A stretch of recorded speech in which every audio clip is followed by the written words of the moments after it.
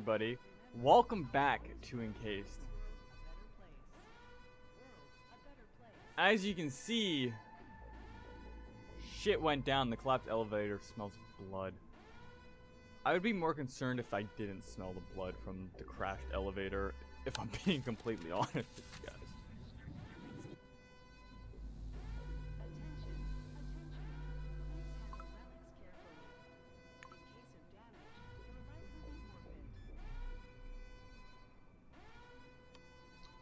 I probably need that.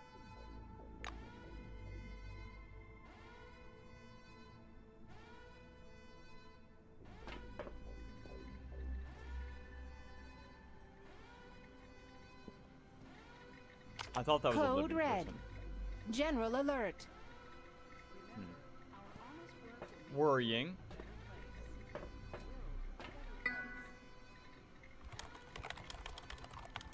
Main menu, final protocol, isolation mode. Attention, level 2 and 3 are now in isolation mode. Use the security terminal to unlock doors and elevators. Enter a command from the following menu.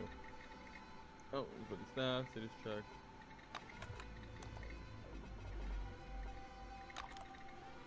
Secure employees. ID Neshes. I hate you, Gook. Thank you for your time. What? Open the door. Go back to the main menu. Look at the bulletin board. Before it. It says announcement appears on screen. Serpent. Dear employees, I'd like to inform you about the serpent in my vagina. He speaks to me. He says he tricked Eve, and I am Eve. Help me. Help me. Get it out of me. Thank you for your time. Okay, you know, I woke up. I had my coffee for my stream last night.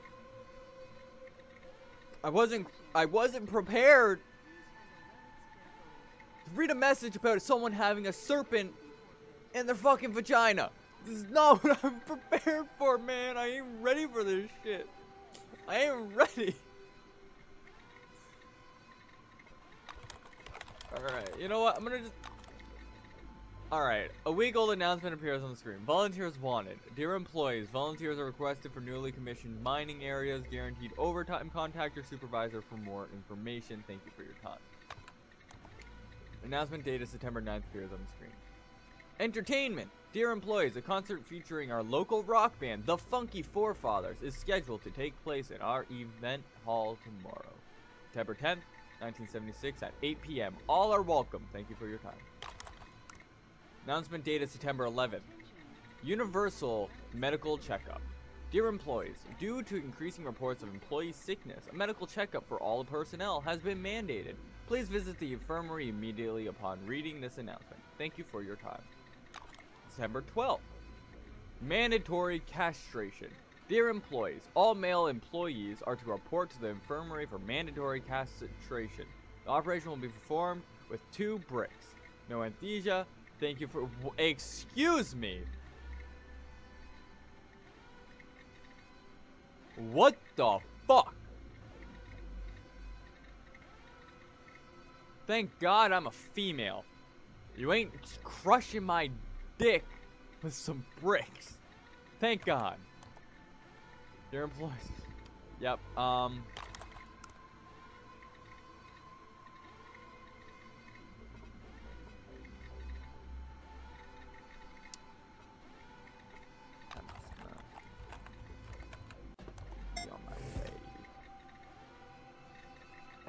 I should probably be sneaking. A sharp sudden noise. An intercom is ringing in the empty hall.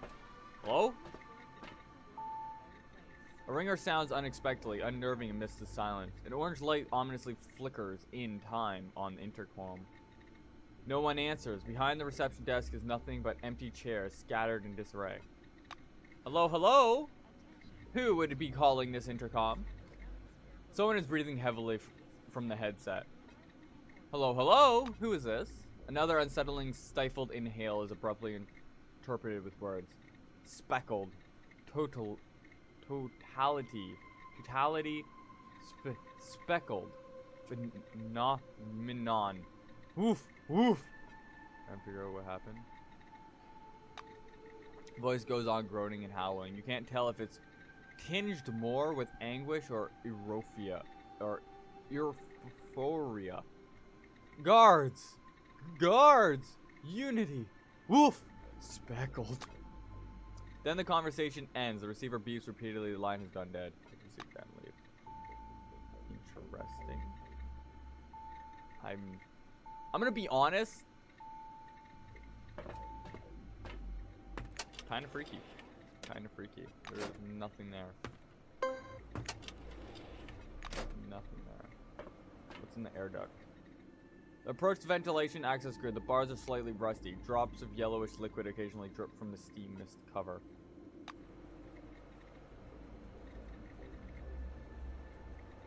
Can I go in it? No. Then what was the secret? What was the secret then? You said secret. What was the secret? I can't use it. I'm taking your dirt. It's my dirt now. Anyways. Inspection of a group of excavation site workers on their way to the security parameter revealed the following items, all forbidden. Short iron bar with a sharpened edge and a handmade grip. Weapon type shiv, 2 units. Pack of wayward extra cigarettes, 1 unit, unopened. Oranges are smoking wayward? Some nerve they got. Peter, don't forget to share your stingy prick. A sachet of betamine crystals. Item of unknown origin and use, 1 unit. If it's a relic, send it to the eggheads. They get the big salaries. Let them earn it. All above mentioned items were confiscated and moved to the seized items vault. I bet you it was that relic that caused all this problem. Ring, ring, motherfucker. Alright, nothing. Access denied. Alright.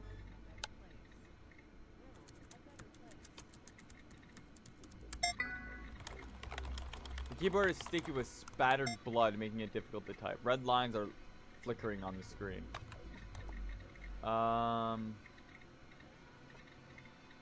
Locked door. Plug the electronic key into the receptor on the computer case. Door has been unlocked. Okay. That's the main elevator. And get some more dirt. I'm always down for more dirt. I'm also going to check out that room. I'm not going to take the elevator. I might check out the vent though. Well, I already unlocked that door, so I don't want to waste my door unlocking skills. Attention, attention. Please handle relics carefully. Is that like a naked chick in on case there? of damage. Not locked. I like it. I like when it's not locked. Oh, I'm gaining radiation.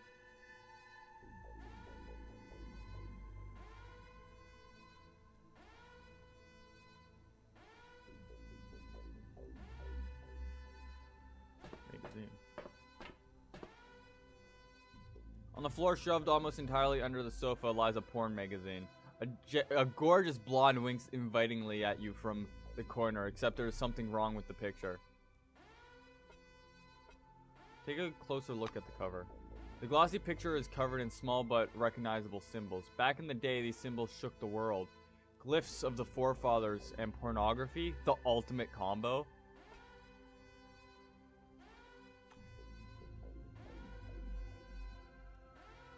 Please tell me it wasn't the porno that ended up infecting everyone.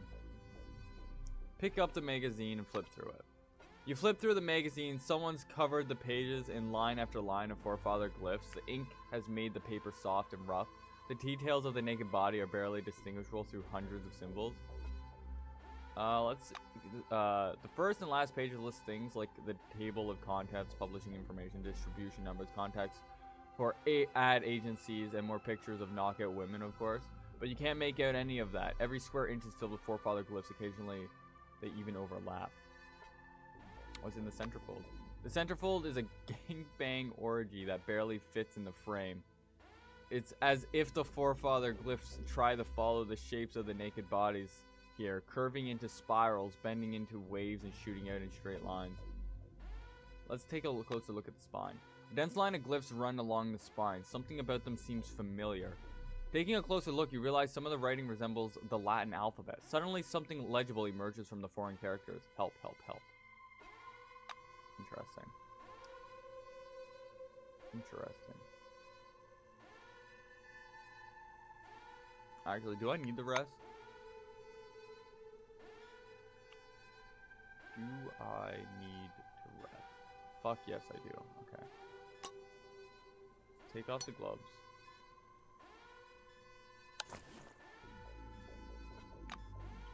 I think like every hour I have the gloves on, I take radiation. So.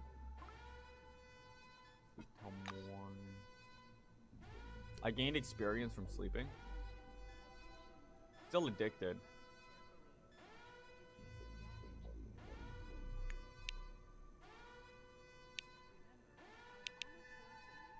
I can examine it.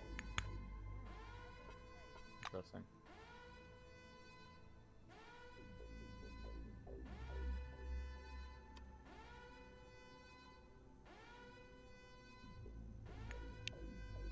Examine that couch. What the fuck happened? Also, why'd you ruin such a good porn mag? They even have a gangbang scene? Like, bro, what are you doing?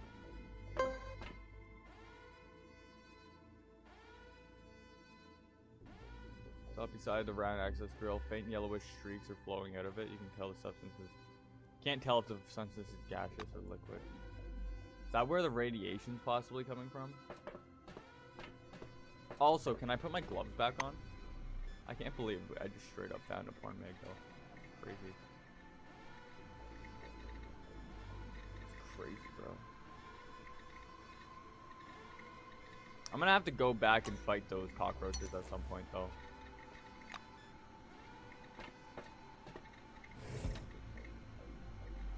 I am also going to go grab that servo shell.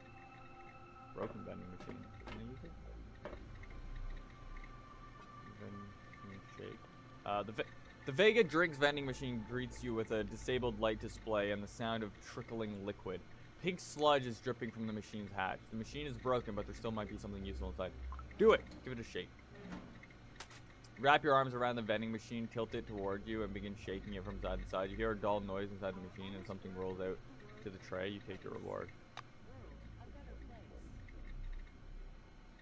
You know what? I like rewards, so I will happily take a free reward. Just like I will happily take this dirt. More dirt. Let's fucking go. Hey, this one had money in it.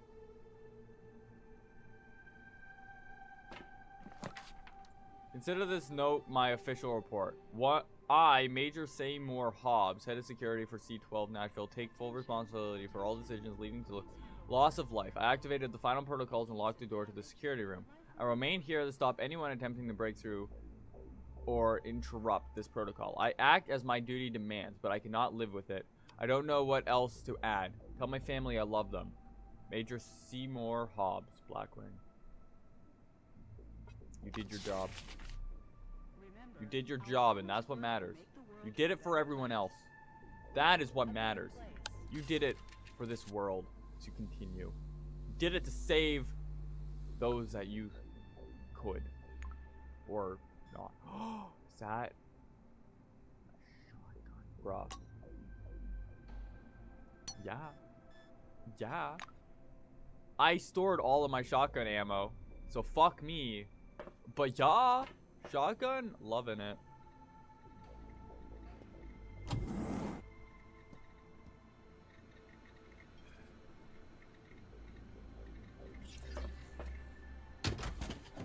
Oh, fuck yeah.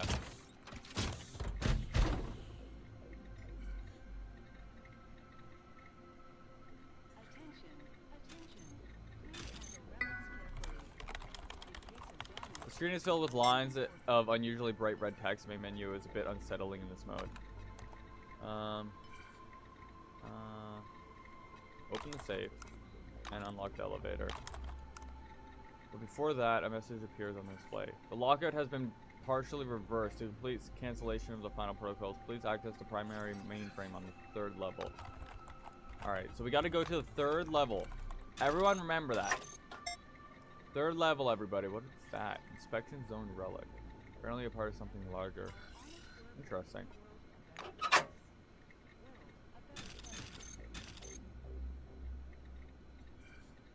Telephone. CCTV. You stop beside a bank of black and white security monitors. At first, they all seem to be displaying static images. However, they soon realize that people are pacing back and forth in the corridors and rooms. There are several switches on the control board under the monitors. Judging by the labels, each switch controls cameras in a particular area. Parking lot. Bottom blink has switched the camera to the surface. The monochromatic footage almost makes the screen seem less sinister. The employees' bodies sprawled on the pavement resemble speed bumps. The flames ravaging the overturned vehicles intermittently blind the cameras. Level is not as big, and there are fewer cameras installed. You push the button, and only 4 of the 6 monitors respond. The remaining 2 go dark. Okay. So, level 1's pretty small. Level 2. There's barely any light on the residential level. You glance over the displays. They all seem to be showing an almost identical picture. An employee stops and looks up into the camera with mad, glowing eyes. After standing there for a bit, he disappears into the darkness. Soon after, he returns, gazes into the camera again, and leaves. That's worrying. Wait. The 5th monitor displays something more interesting. In orange, it's pillaging the bodies of his dead colleagues. He kneels beside a corpse, rummages through its pockets, and then moves on to the next one. The office level isn't deserted. Vague shapes stand beside glowing screens and pace up and down the dim corridors. The 3rd monitor displays the computer room. A scientist in a white lab coat is sitting at a desk gazing into the terminal. Every now and then he turns from the screen and jots something down in his notepad. You can see an office on the 4th monitor. There's an armchair in the middle of the room. A woman in a silver uniform sits in it with her legs folded beneath her. Monitors are distorted with strange wave-like ripples. The static looks very odd.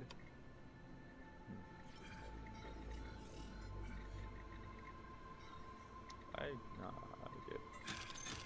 Loot this. Got reasonable? No. Bullets. Always want more bullets. Ammo. Love and ammo. Love ammo long time? What is that? What? Bruh.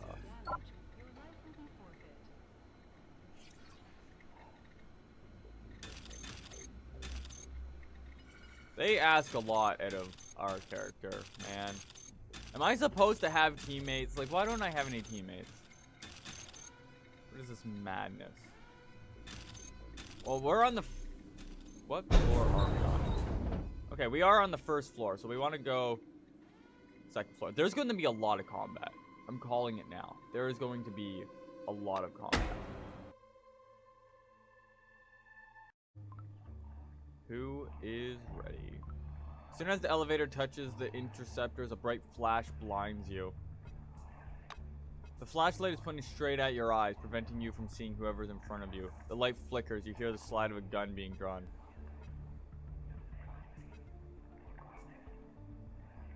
Hey, bro, calm the fuck down. The flashlight's yellow eye freezes in midair. The stranger steps forward. He's wearing worn-out orange overalls with patched pockets. His metal badge reads, Tim Ginsburg. Well, hello there. Hi. He examines you curious. Hey, Tin Man. Has your brain been cooked yet? Give a nod or something. I'm here to re-establish contact with your group and provide assistance. Ginsburg barks out a short, spiteful laugh. Provide assistance? Yeah, be my guest. Maybe you can start by putting Maria's guts back in her belly. Then knock some sense into all these people. Oh, and Decker is still freaking out in there. So give her a punch too to help her recover. What's with you and punching people? Except, it won't help for shit. Here, take a look. The orange directs his flashlight at the blood-covered floor. Ginsburg points his weapon at you once again. I have no idea who you are or what you're doing here. Frankly, I don't even care. I'm getting out of here and you better do the same. Get in my way and I'll shoot you down. No offense, right? Bro. Could use his help. Forming the surface elevator collapse and we'll be able to escape. Yeah, see, the elevator to the surface kind of like came down with me. And there's no going back up. The orange expression begins to grow desperate, but in the next instant, anger takes over. Lies! I know the elevator's working. Wait. No! You destroyed it! So we can't get out of here! He tightens his grip on the gun and it wavers drunkenly in his hand. No? Alright then. I'll go up and see for myself. I'll find the exit on my own if I have to. Yes, you, get out. Now. Gisberg walks past you onto the platform and hits the button. The elevator ascends, leaving you alone in the corridor. Well, man. It wasn't on purpose. I'm a little offended. Is that gonna try and shoot me? I feel like the turret's probably gonna try and fucking kill me. I can definitely see the turret trying to fucking murder me. Hold on, everybody. Alright. Let's see. How much floor do we have to cover here? Alright, so we're here. Let's go to the left. Explore all of this bottom level before we even bother trying to go up. Because I feel like I'm going to have to fight the turrets. And I don't feel up to fighting a turret, in all honesty. Okay, I'm fighting a turret.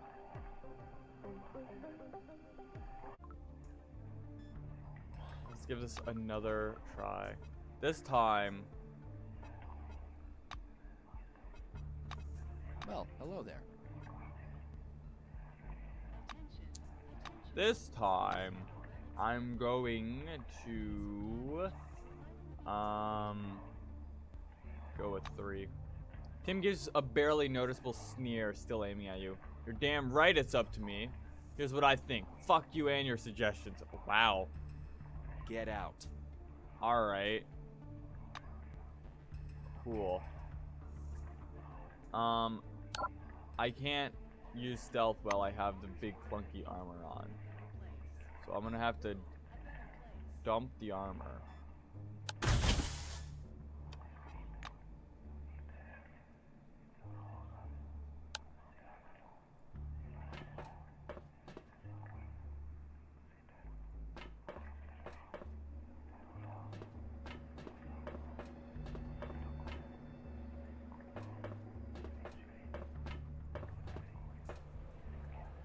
Oh, can I use this one?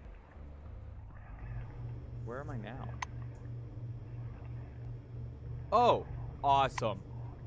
That's gonna make it so much easier to get around the fucking turrets.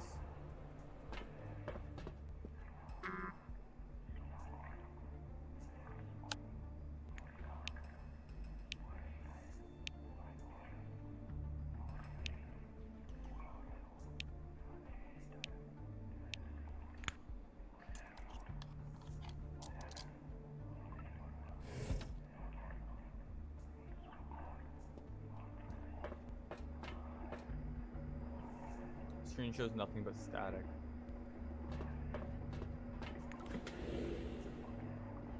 Eggs! Canned beans!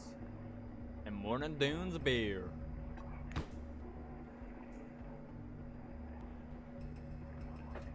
Can I make anything tasty? Eat ham, eat beans, fried rat tail. Attention, attention. Please handle Fried rat relics eye. In case of damage, your life will be forfeit. I'm gonna save those eggs because I can definitely see it being useful. Can I use the toilet? Like, can I actually use it? Awesome. What? I'm relieved! Small amount of radiation has been purged from the body. I didn't know that's how that works. We almost got a level up though, so that's awesome.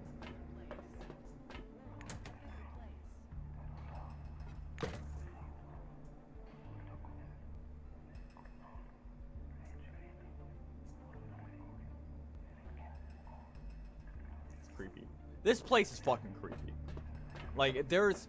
I don't know if you guys can hear it, but there's like a whisper in my ears. And it's quite,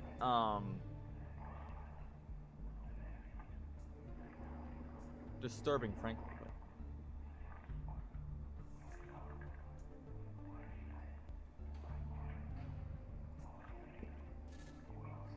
It is quite disturbing.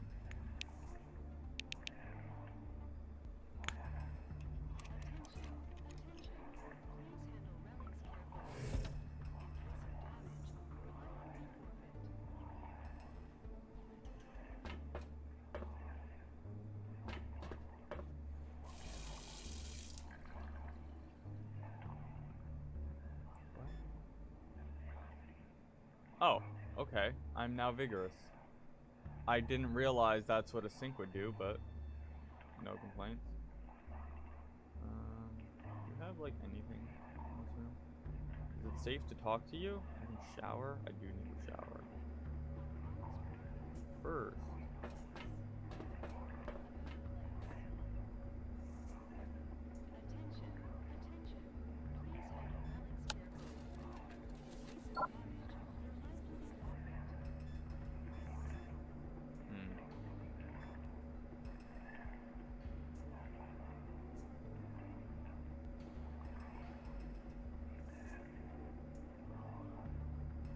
Talk to you.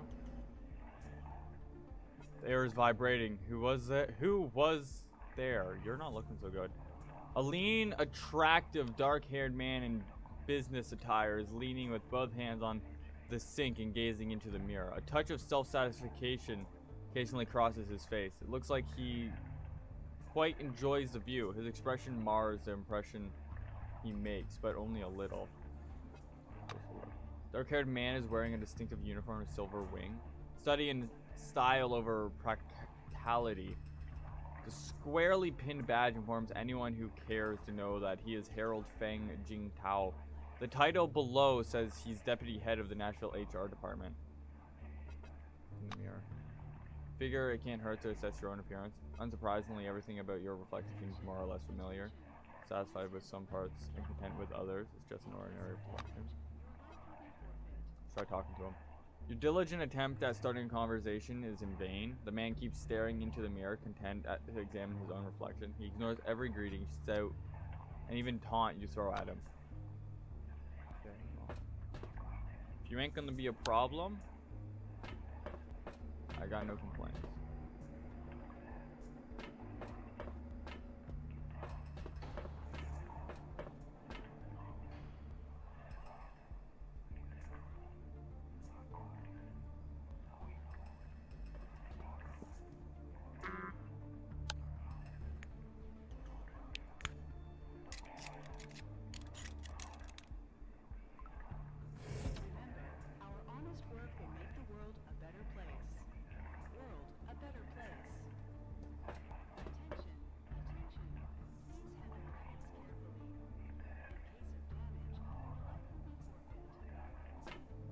Hey, can I talk to you? See a dark shadow in the poorly lit corridor. It's scrubbing the floor with a clump of something damp. Groaning. You approach. You set foot in a puddle of blood. The floor tiles are stained with it. The orange is on all fours, his abdomen ripped open, smearing blood all over the floor with his own intestines. What the actual fuck, bro? He struggles to lift his head. His face is gray and his eyes barely shimmer inside their hollow sockets. A little while longer and they likely close for good. Name tag attached to the uniform says Terry Bates.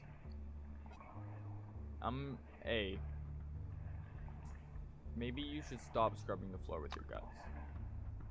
It's not easy to reach a madman, but you know how to do it. You take Terry's hand, look straight into his eyes, and persuade him that the floor is clean now and he no longer needs to mop it. The orange is running his hand through the splotches of blood and confusion. No, it's too wet now. Water bears bones. I'll take another rag. Bates suddenly stops dead, looking up at you. He's furious. Where's my mopping cloth, Major? You spat in my food. You took my cloth. You brought that beetle in with it from the desert. Okay. Well, I didn't want to have to do. Wait, actually, hold on. Wait. No, wait. I can do this.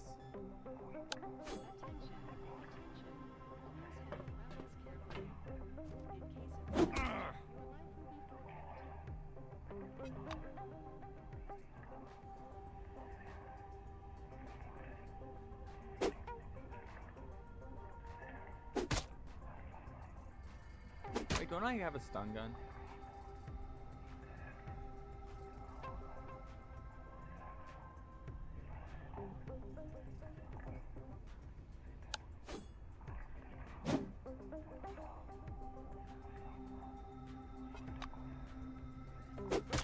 I might die again.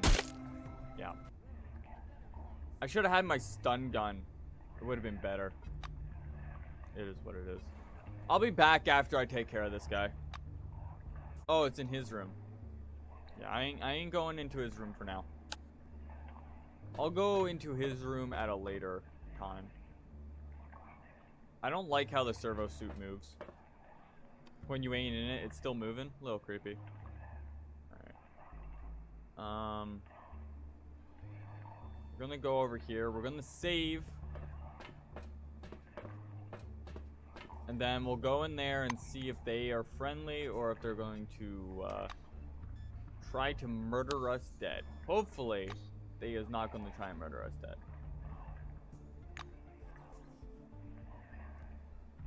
Let's hope for the best, guys. Attention, attention. Please handle relics carefully. In case of damage, your life will be forfeit.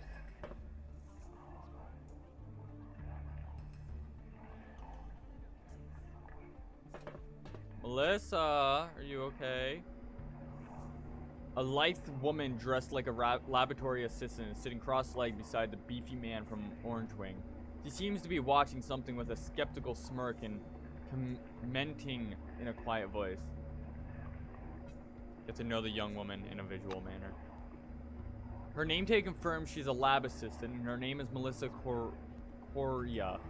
Her olive skin, gleaming eyes, and straight dark hair also hint a Latin American descent. Her full lips are twitching as she mumbles under her breath. Listen closely. The White's voice is pleasantly deep. Nevertheless, you can tell she's being capricious. I don't know that word. Apparently dissatisfied over something. It's you who is stupid, Shyman. All boys are stupid and your cartoons are silly. All you ever do is punch each other. Some things are more important than that. That's what Mom says. Her tone becomes angry, almost enraged. I'm not going to America. I'm going to have a family and lots of kids, and the first thing I'll do as their mother is forbid them from watching Captain Hyena. Take that! Suddenly, a touch of panic rises in her voice. Shyman, wait! It's dangerous. Don't do this. I'll tell Mom, you hear me? Stop it already. Don't! Shyman! You carefully sit down beside her. You can't hear exactly what she's mumbling, but her voice has a hypnotic effect. You feel sleepy, but now is no time for a nap. Alright, interesting. A bruiser in orange overalls sits on the floor beside a young woman with from White Wing. His expression is excited, even beaming. His eyes are wide open and his lips moving, but barely a sound escapes him. Let's take a cautious look at him. A patch is sewn onto the distinctive overalls. Shyman Cardoso, cargo handler. Taking a good look at the shaven head sack of muscles, covered with tattoos from eyebrows to fingertips, you can't help but shudder at the thought of just what kind of cargo he has to handle. Let's see what he's whispering. You have to bend close to the orange's face your ear nearly touching his lips. His voice is barely perceptible and his speech is distinct. Look, Melissa, look, Captain Hyena is back at it. He'll defeat the pathetic flayer. I'd bet 5 Cruzeiro on it. The man goes quiet for a few seconds and then resumes his whispering. Nope, it's not silly at all. It's an American cartoon where good always defeats evil. That's the only way it can be. When I grow up, I'm gonna be an American and take us both there. Come on, don't be stupid. To America, of course. The man sounds discouraged now, his voice pleading. I'm sorry, forgive me. I didn't want to hurt you. Of course you're not stupid. Stay with me, Melissa. Don't leave me. Don't leave me again. Not again. Beside him. You sit down comfortably and stare in the same direction as the companion. It feels silly at first, but then you get the hang of it and begin to relax. Unfortunately, you don't have time to waste like this. Yeah. So that's interesting. Like, you can't really hear them, but they're talking together. They're both in the same kind of hypnotic state, which is interesting. Like, they're both delusional. They're both in the same delusion.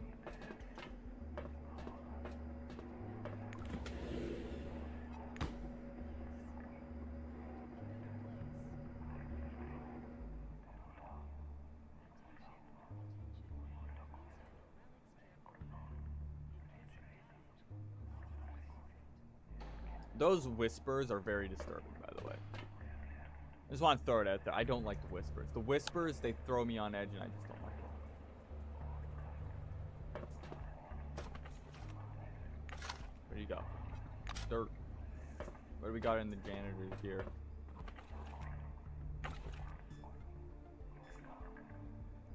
Soap and cloth. The soap I can use to make fuel, interestingly enough.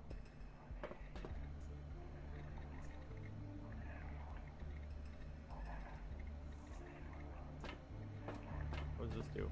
It's gonna heal me up. Cure my addictions. Restore my health. Oh, a second later, a thin needle pierces your arm. A sharp pain immediately gives way to a feeling of pleasant coolness. The device makes a buzzing noise as it pumps a regenerating compound mixed with anesthetic and solid into your vein. Oh! Oh! Metallic voice sounds from the speaker. Step under the sprayer. A jet of rapidly evaporating decontamination solution is poured over you from head to toe. The manipulator hanging above you performs an injection into your arm, leaving a tiny, slightly bleeding point. Oh! I feel good. I feel good. I feel good. I'm gonna close this door real quick. We'll check this out in a second. Alright, door is closed. I can stand up. Oh, that's good. I love it. I was hoping I would find a med kit in here, but it doesn't look like there's really anything actually lootable in here.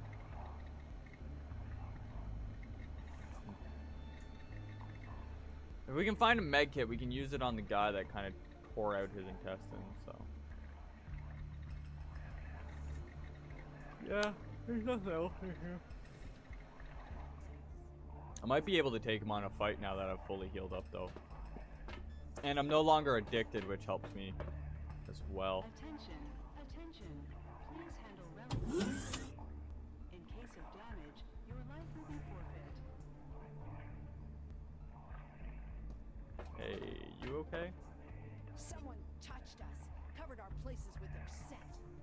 A woman in blue wing overalls is standing in a closet. She looks like she's pondering whether to give the floor a good wash or just mop up a bit. Through the soap box she's examining is empty. She's raising and dropping the lid monotonously. In her hands, a rhythmical, useless, aimless action. Let's take a closer look at her. The woman's badge says Marjorie Stallworth. Below her name, Ordnance Technician is inscribed in a smaller font. Her dark face glistens with drops of sweat. The whites of her eyes barely blinking. The whites of her barely blinking eyes stands out, round and bright. Let's talk to her. You greet the woman, introduce yourself, and ask if she's alright. She almost ignores you. Almost, because she eventually fixes her eyes on your face, struggling to focus. Perhaps this is an invitation for a chat. I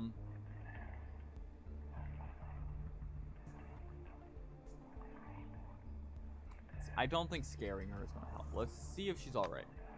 The woman would probably sigh if she could. She pulls her shoulders back and lifts her chin a little. Well, what do you think? What happened?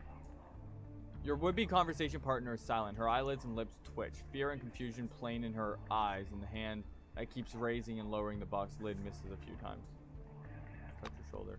You touch the woman's arm and she pulls away, slowly but determinedly. Her eyes regard you steadily, as though she wishes to tell you something, but for some reason can't. Bah! You throw your hands up and yell at her, and Blue's body convulses once and she glares at you. First enraged, then confused, and finally is understanding. Yet neither of you is any the better off than before. Well, it was worth a shot. I tried, man. I tried. I can use a mop as a weapon.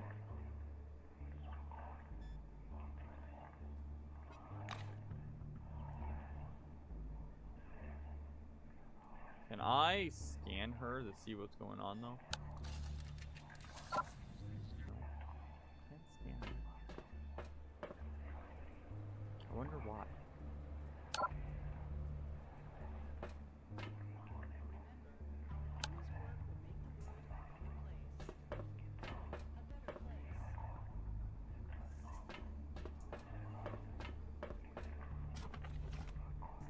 Like, there's a lot going on here, and I don't know what it all means. Like, I'm very puzzled.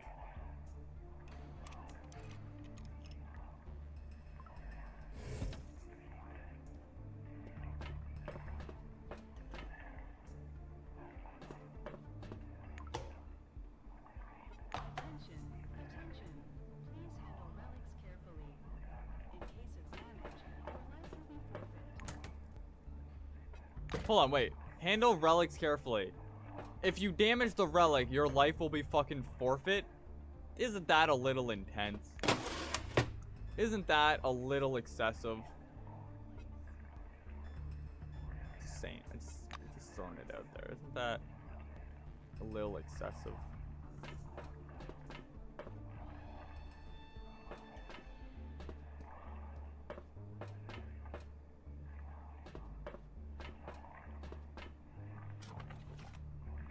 I feel like they're going to attack me immediately.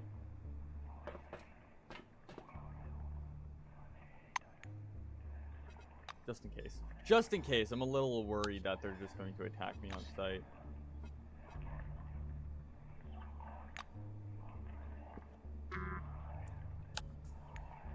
Why's everything gotta be locked, bro?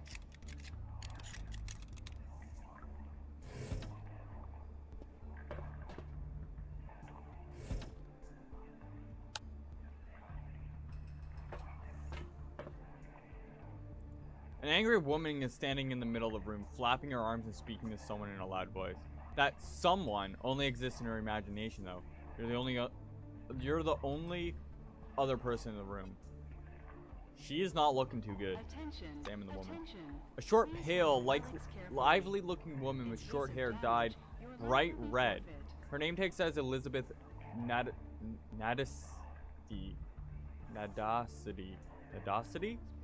Internal security, the Blackwing uniform confirms this.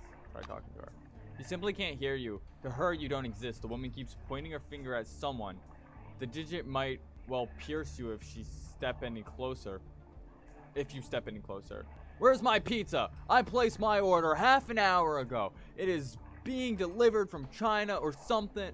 Oh, is it being delivered from China or something? Ugh. And once again, no anchovies. These damn student part-timers. Pizza's on its way. The woman freezes in her tracks. Her fearful eyes dart over your face. Her mouth turns down at the corners and tiny droplets of sweat appear on her forehead. What? No. Where? She shakes her body like a dog, wipes her forehead with one sleeve, and resumes her aggressive attitude. Anyway, I'm still waiting. If a delivery boy isn't ringing my doorbell within 10 minutes, I'll be on the phone to head office. Capiche? We seen a message to that one guy because she's been dreaming about these things, and each time she's farther and farther from waking up. So they're asleep. They're not conscious. Like, they're conscious. Like, they're awake. They are conscious, but they're not conscious. You know what I mean? Like, they're in a state of being consciously unconscious.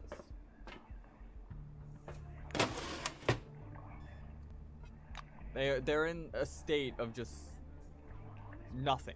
They're in a state of, like, what's happening isn't happening. It's like being blackout drunk, basically. It's like you're moving, you're functioning, but you're not really there. I need to sneak out. Can you stop seeing me?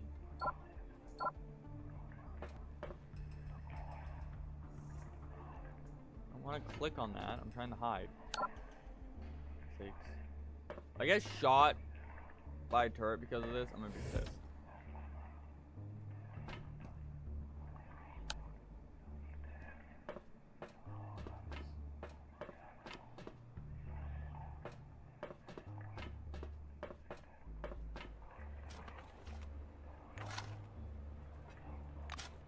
Money. Probably locked, yeah.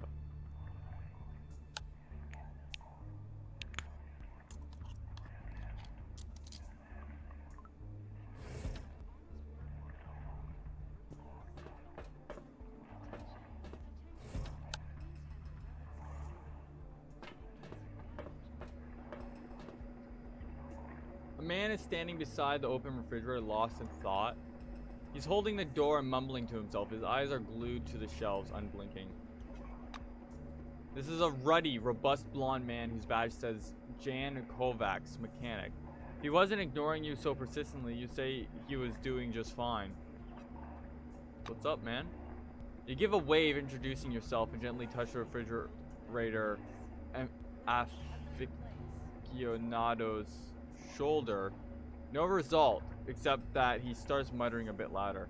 Omelet, yes, clearly. Or pancakes. Nah, that's too much work. How about a salad? Now there's a good idea. Good idea. People look in the refrigerator. The shelves are empty. There's nothing here. Not even some expired canned stuff. Whatever the man sees exists only in the land of imagination. Except there's a key card on the bottom shelf. Need a key card. A typical key card that grants access to restricted areas. Might come in handy. The fridge's owner completely ignores you, just like before. I thought he might attack me for taking his key card, in all honesty. Kind of what I was expecting.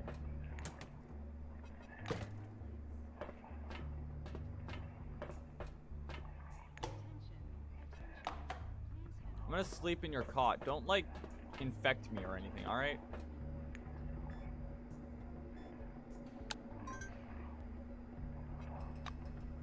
Are you dangerous? Alright, well, I guess I'm using a coffee then.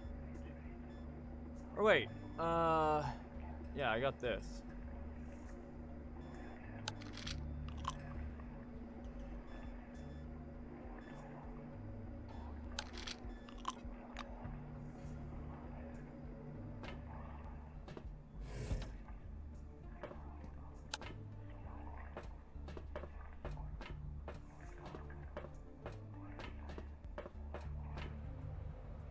Well, now that I'm healed up.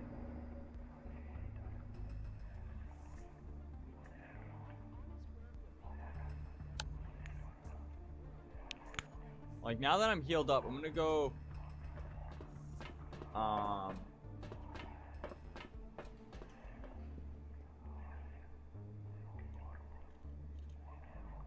Kick this guy out.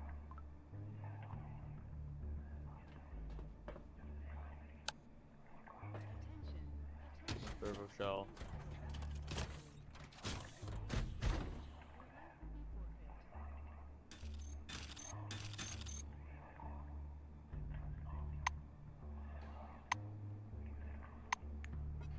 Save. I'm saving a lot because I don't want to have to do this again. Like, I am trying my best to save this guy, but it might not be an option. So far, he's the only one that's actually been aggressive, though.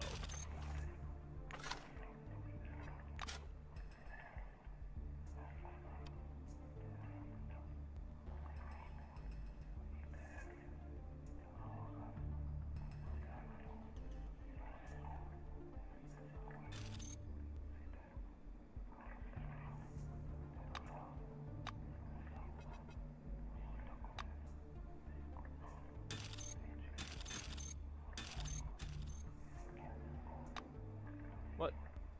Well, son of a bitch. I just wanted to get closer before I talked to him.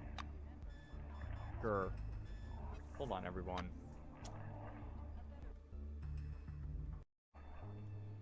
Alright, let's try this again, shall we?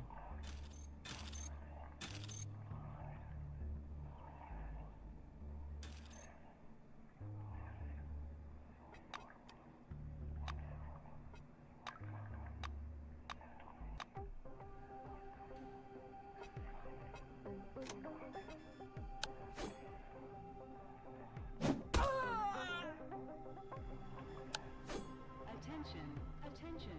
Please handle relics carefully. In case of damage, your life will be forfeit. What? Interesting.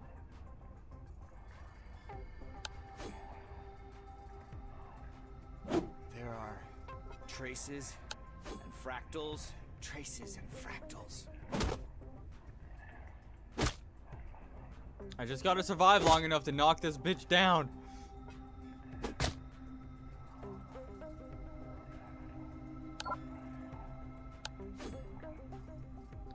Go down.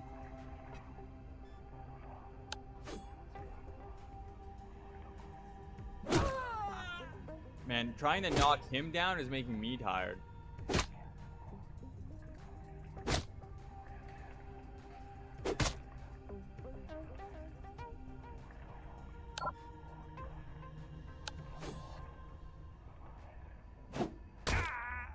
There we go.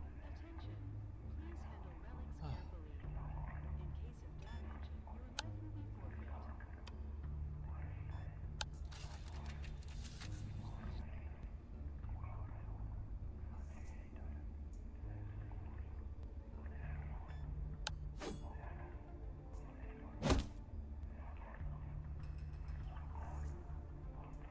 Can I sleep on the cot, please? I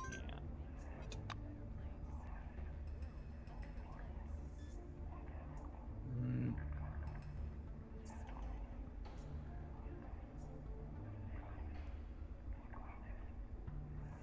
I didn't want to have to kill him, but I think I'm gonna need to.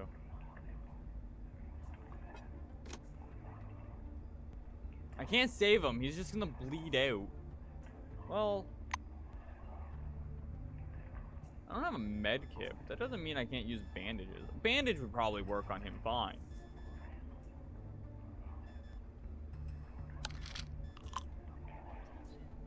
Right?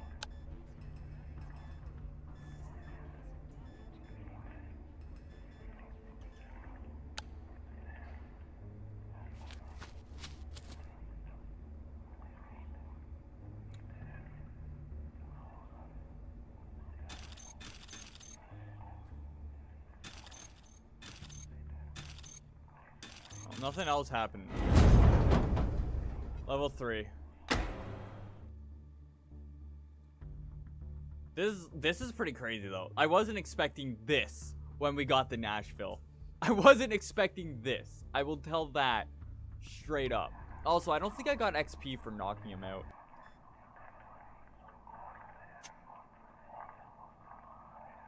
So that's something to keep in mind. I still don't like that whispering.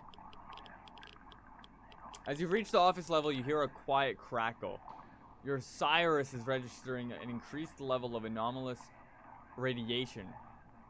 According to the readings, it initially appeared on the first level of the complex and has been increasing since then. You hear a chewing sound from somewhere close by. You look up from the handheld display to see a man standing in the corridor. His face is covered with blood and his eyes are glowing like headlights. He howls menacingly as he looks in your direction. Apparently, there's some connection between the emanation intensity and the condition of the employees. That's worrying, to say the least. Am I gonna have to fight you? Yes, I am.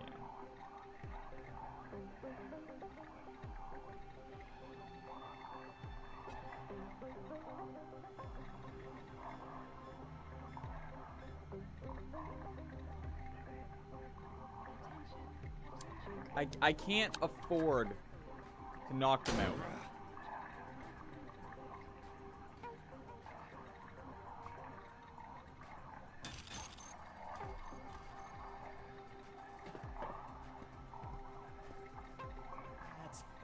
There's no records about the emanation. I have one theory. The emanation abruptly surpassed the level that is fatal to consciousness. None of the local scientists had time to take notes. There's no records about the emanation. I have one theory.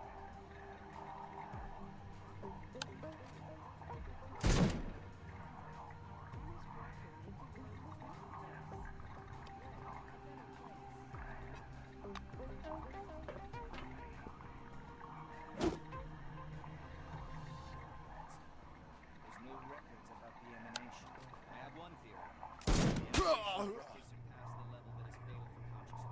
I didn't want to kill him. Scientists had time to take I didn't want to kill him. I want everyone to know I didn't want to kill him. I didn't have a fucking choice. I don't have the strength to take him out otherwise. Like, I don't have the power to just knock them out. I don't have that strength.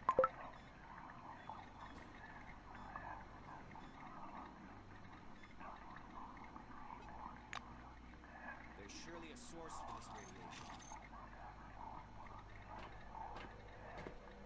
They're probably all going to attack me, so if I'm gonna go in there, I want to make sure that I have medical supplies. There's something else of Or, crucial like, full importance. health. The Probably full emanation health. wasn't permanent. Supposedly, it has abruptly increased during the last couple of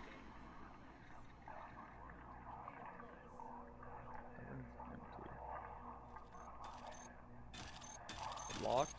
Yeah.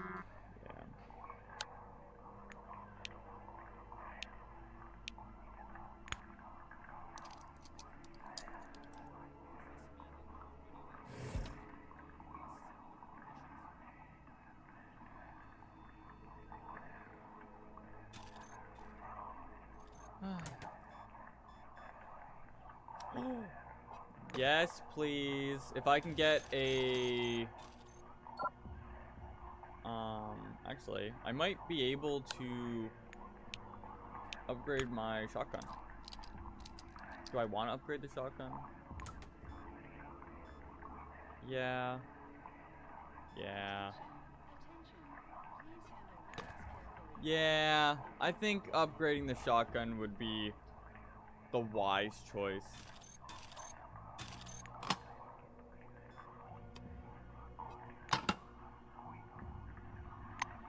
I think that's what we're gonna do.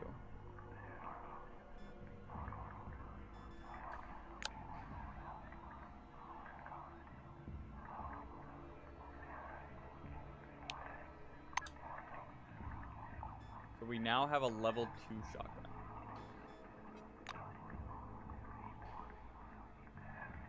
Doriba.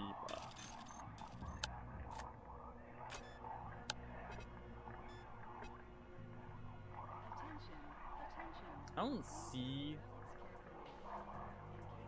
anything hostile around. I'm not too worried. That's a camera. Let's see, what do we got?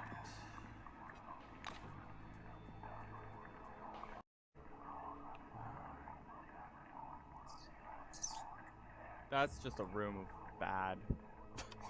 Over here, this is just a room of the bad.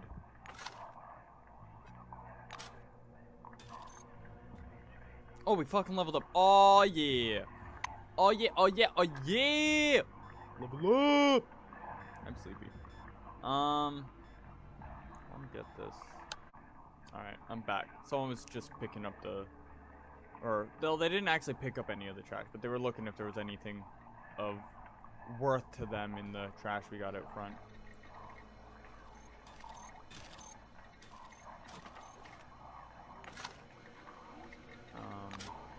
I decided not to use my points because I don't really have anything that I need to spend my points on this very moment. So we're just going to save up our points for now. Because I think, yeah, we can level up again even if we haven't used our points. So why use them if we don't need to?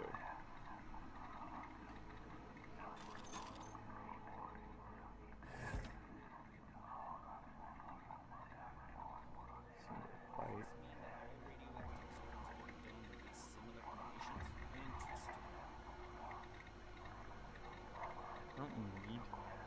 Like, if I don't need to fight them, I don't want to fight them. How do I get it in here? There.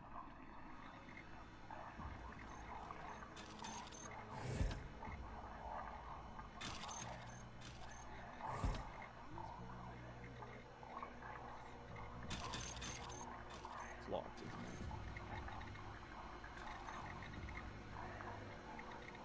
I might need to get the hack ability. Ooh.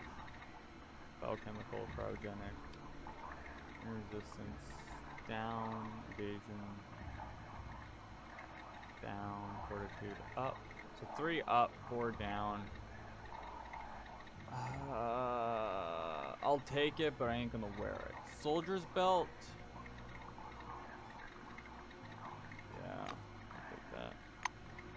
I don't think I have a belt, so I may as well.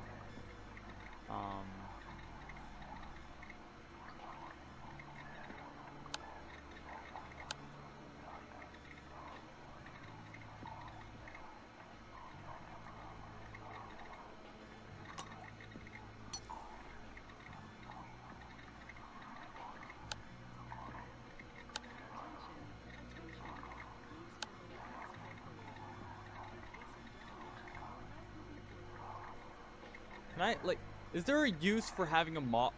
Am I gonna be able to mop things?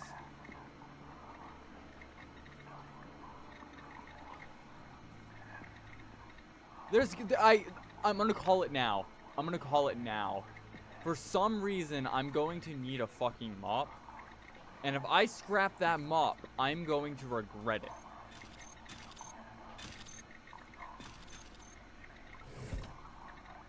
The door opens quietly, almost inaudibly. In a dim room saturated with pale lamplight, you see a woman. She's sitting on a bench, head in her hands, and distinct words blurring into sobs reach your ears. But listen closely, the woman is singing. Your bright and tiny spark lights the traveler in the dark. Her voice is shaky and she won't lift her head. Sing along. The woman lets out a piercing shriek and jumps in her chair. She regards you with wide, anxious eyes. Raising her Cyrus flashlight, she examines you anxiously. Her silvery uniform is covered with a spray of mud and blood. Her badge is torn off, and in its place a bloody handprint has been swiped across her whole jacket. How can I help?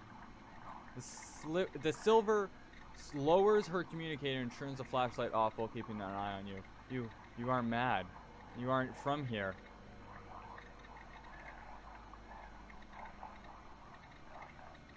Tell her Gisberg mentioned a woman named Decker and ask if that's her. Gisberg? Ginsberg?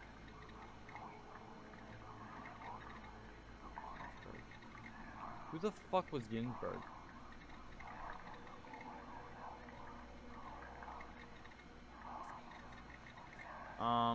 Well, I'm gonna be kind here and introduce myself. I am Nitula.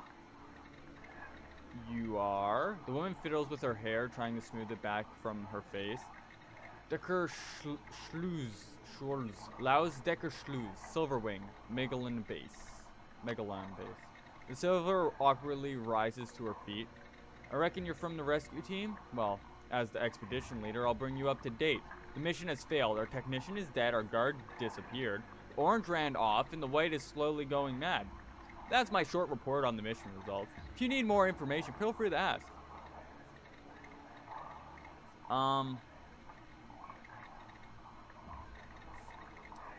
Tell me more about the situation. She wraps her arms around her slender shoulders. You really want to hear what it was like? We arrived before the storm, 9:20 a.m. I believe it was. The connection was already lost by then, and there was something wrong with the people. No, not something. Everything about them was wrong.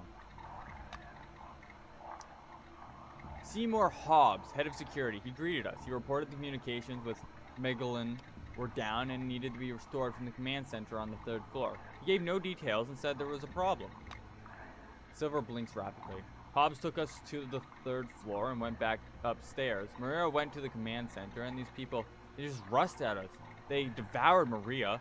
Bob shot several of them and locked the rest in the hallway. They're very weird. They don't seem to feel pain at all.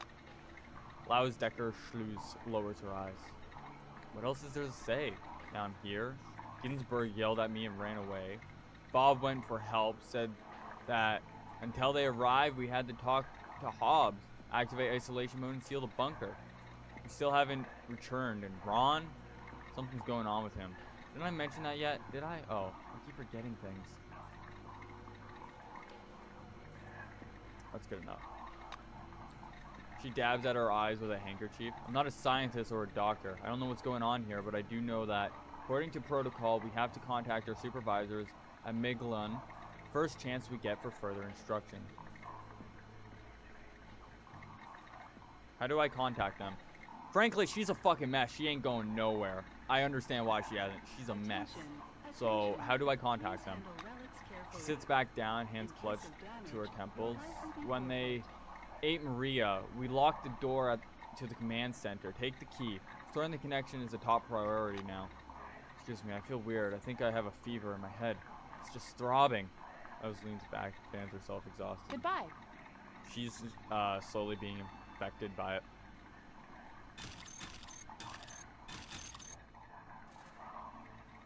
The door's Selectron port will clumsily broken at some point. You can hear a quiet drone from behind the door. A small silver plate reading computer room points at the source.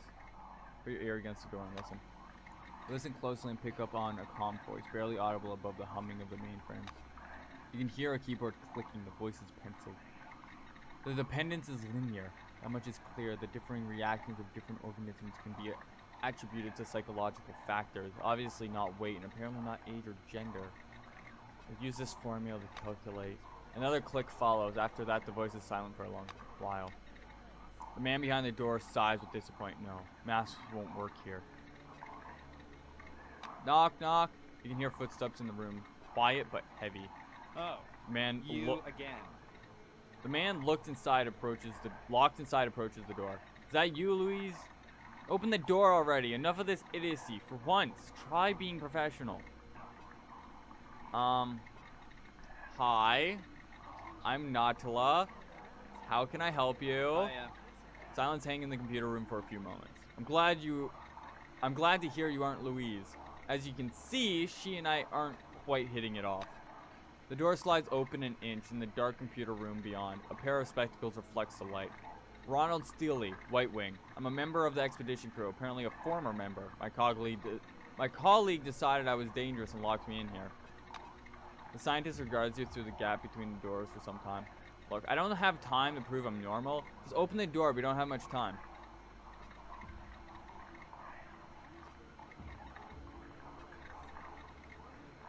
I need to think it over some more. Good luck. That's funny. There's no records about the emanation.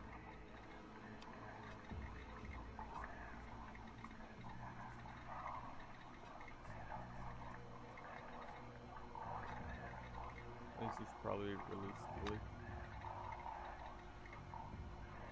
Are you saying he's like the others in the corridor? He's mad. Do you understand the risk?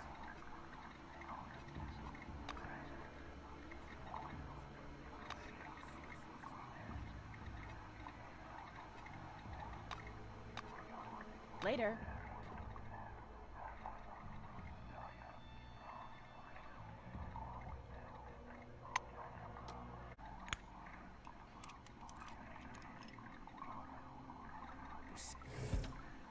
The person who emerges from the dark computer room looks nothing like a scientist.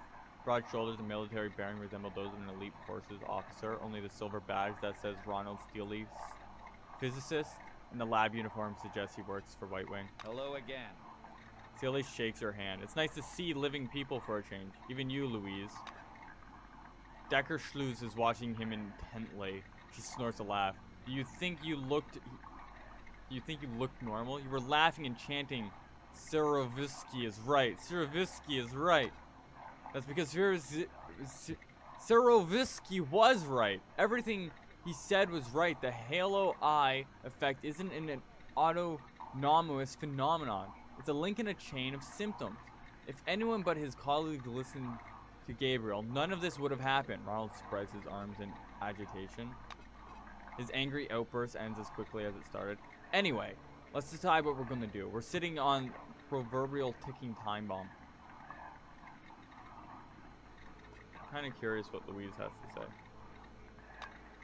Decker shrugs her shoulders feebly. Should we reestablish the connection and wait?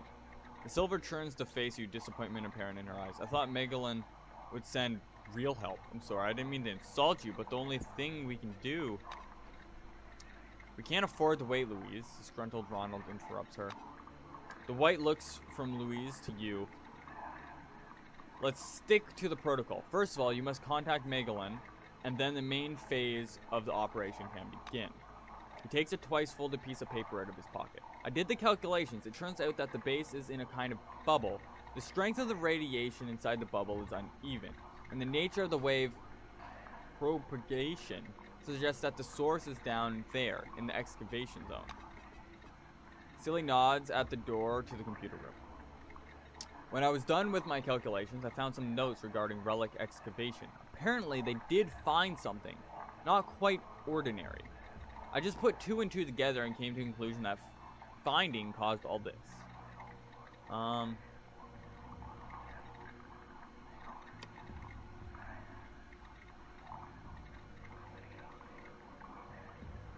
Is it dangerous to approach it directly? Staying here is just as dangerous as touching the thing with your hands. The way it calms you down. Alright. What exactly was found? Dilly scratches his chin perplexedly. I can't say for sure. They assembled a special research crew to study that relic, or rather, they were planning to do that. Everything happened too fast.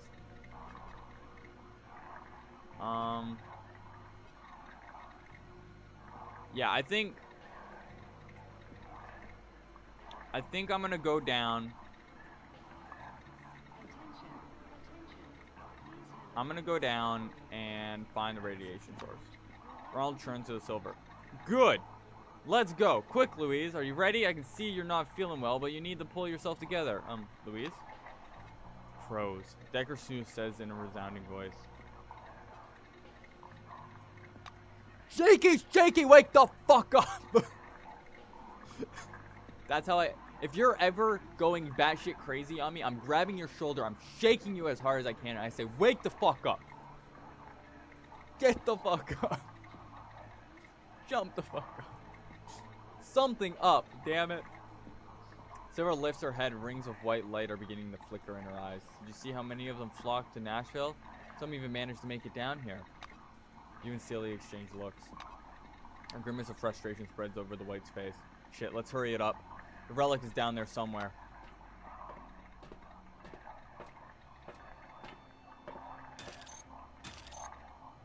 Right, so are you guys going to join me or what?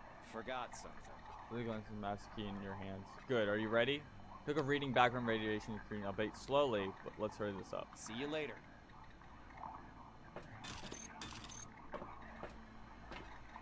Crystal tower is growing out of my eye. Louise's pale lips barely move as she, numbed by anesthetic. A thin stream of saliva stretches down from her chin. Yeah, we gotta go. Oh, okay. That was my mistake. Okay, yeah, but we gotta go. We gotta go.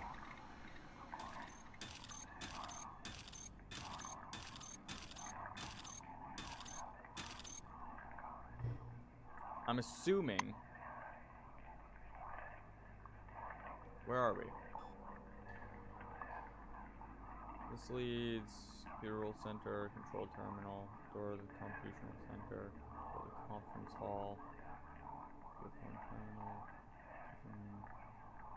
dining hall, excavation elevator. Okay, excavation elevator's here. There's enemies here, but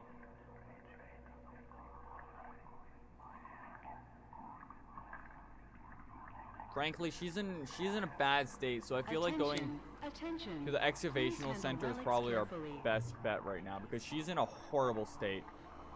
Any longer and there's going to be trouble, frankly.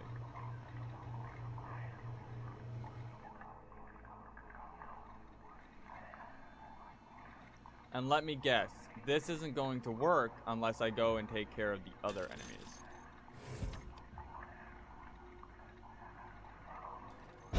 Oh no, it worked. That's worrying. Alright. Once we take out the,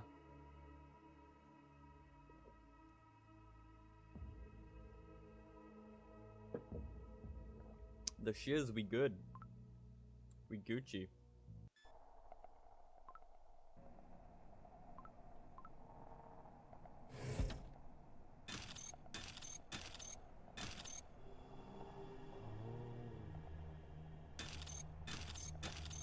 Orb! The elevator is clumsily blocked. Looks like someone was hastily trying to protect Nashville employees from whatever was in the cave.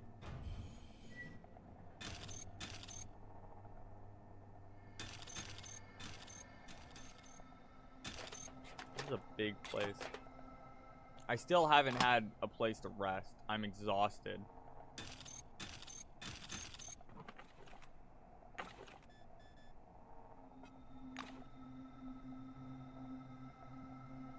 I will happily rest on a couch if I need to.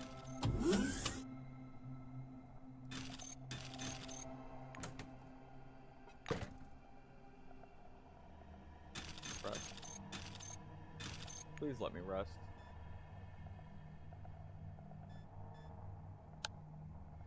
Oh, thank God.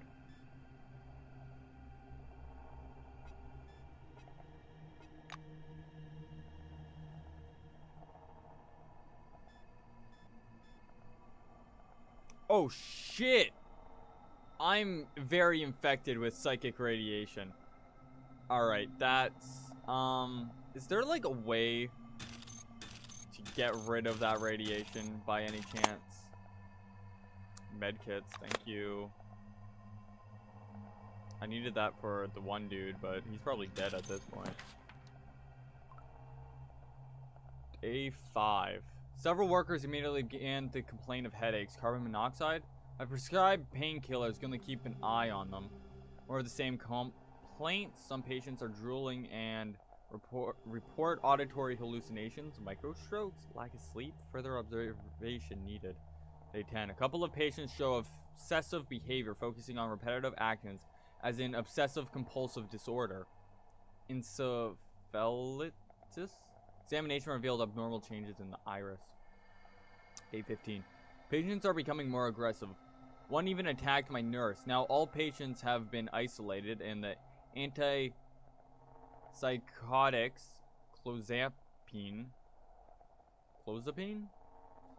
whatever, prescribed to the most violent ones. Management finally decided to shorten the work shift. Day 21. Patients are gradually calming down but remain disconnected from reality. Speech is incoherent. Their condition resembles catatonia. Symptoms are now appearing in people not directly exposed to the excavation site. I intend to demand a quarantine from management.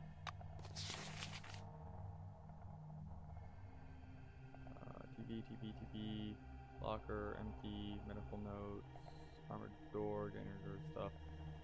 Okay. Nothing else there. I do want to loot this place, but at the same time, I feel like with how I am, I need to rush. Because my psyche is pretty bad right now. What is that? Matches. Interesting.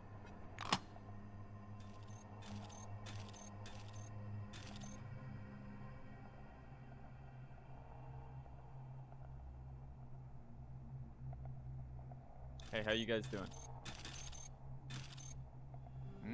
Yes? Ronald is trying to stay calm and almost succeeds, only his eyes betray his exhaustion. Yeah, do you need help? How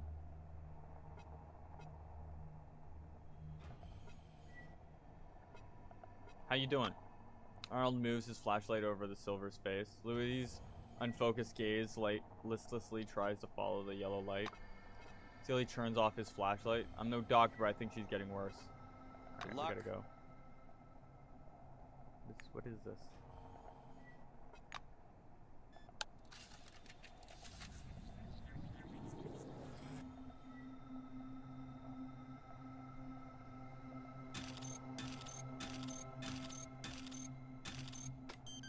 Warning.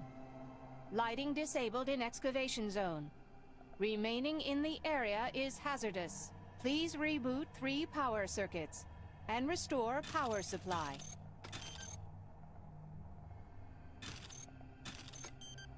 Warning. Lighting disabled in excavation zone. Remaining in the area is hazardous. Where could I find the other Please ones? reboot 3 power circuits and restore power supply. That is the question. Where are these power circuits going to be?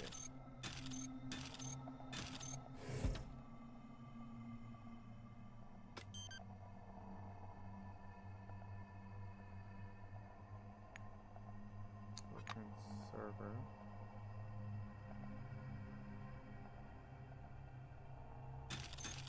See what the locker's got. Coffee. I guess I didn't need to sleep after all. Ooh, booties. My cryogenic resistance and energy resistance goes up, but my but I lose fortitude and mechanical resistance. But my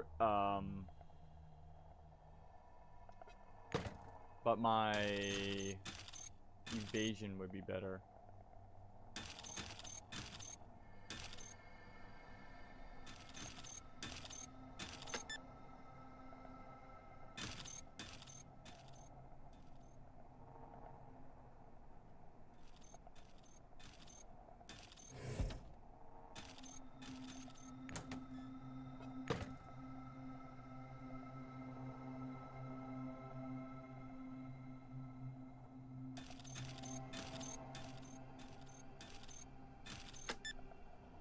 I'm just turning things on. I don't know what the fuck I'm doing. I'm just turning things on because it said I need to turn things on.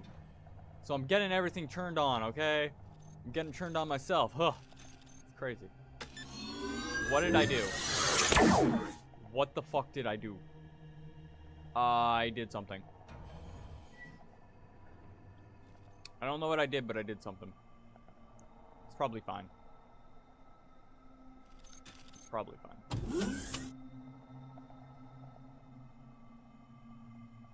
We're just gonna check each and every room.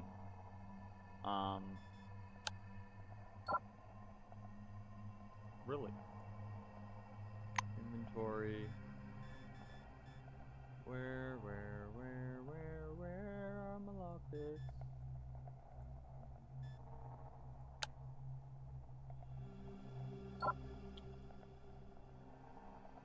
If I want to unlock that, I need to get my criminalness up.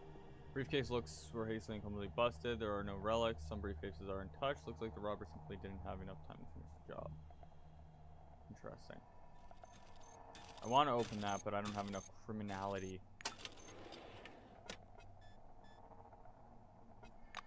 Leveling up's pretty slow, so I gotta be careful with what I'm focusing on.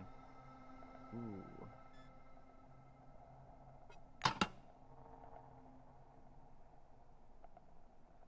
My psychonic abilities aren't that good, so I'm probably not going to worry about that too much.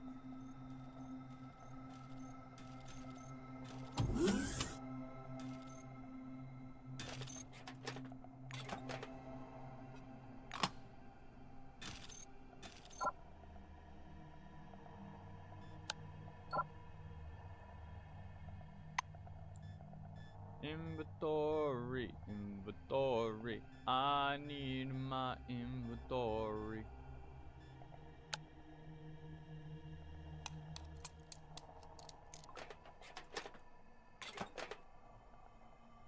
Not really worth a lockpick, if I'm being honest, but it is what it is. Oh fuck yeah, I got a shovel and a wrench. Graves, buried pits, and some rock debris can be excavated. Things of value can often be found in dug-up caches. Piles of stones can be dug up with hands. Other types of excavation require a shovel, which gradually deteriorates with use. Remember that digging takes time. Consider this when digging in radioactive or anomalous areas. Of course it is.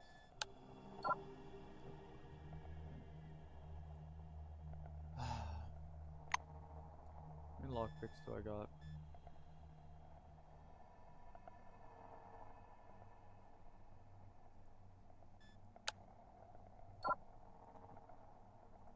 Even with lockpick, I can't do that one. I need to get my criminality up.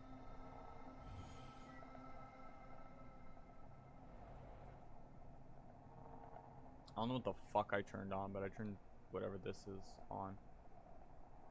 Let me talk to Ronald. Ronald, do you know what the fuck this is?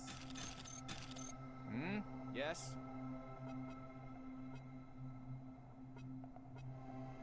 Later.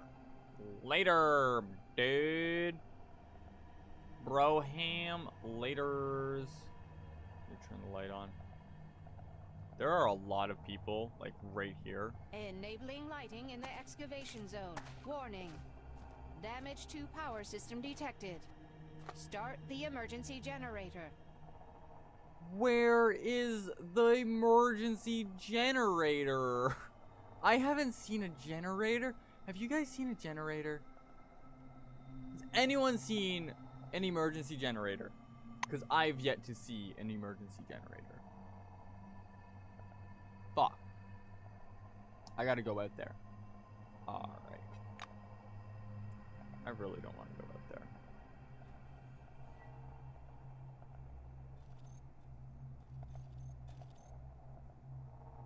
Don't attack me. Can we be friends? Are you okay? Can we be friends? The shape resembles a human being, but only vaguely. But what? I'm consumed by darkness? The body covered in filth and writhing while standing on the spot. Orange lights dance in his iris, and the white eyes cast an eerie glow on his face. What's your name? Human opens his mouth as though trying to speak. Their palate and tongue are coated with tiny sparkling particles. I'm gonna leave.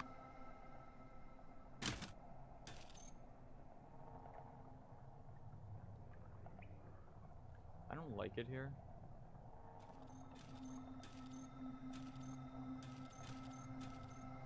I'm being consumed by darkness. I'm gonna just run for it. I'm apparently consumed by darkness. I'm pretty hurt.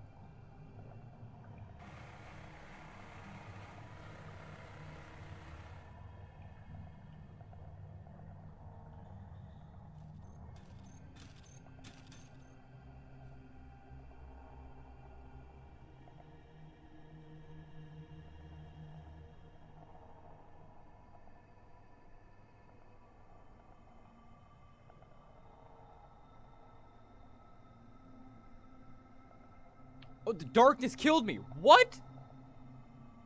Okay. Well, shit.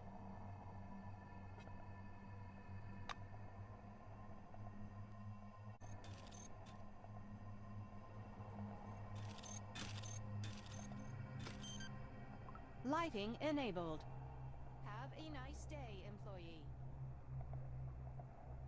That's crazy.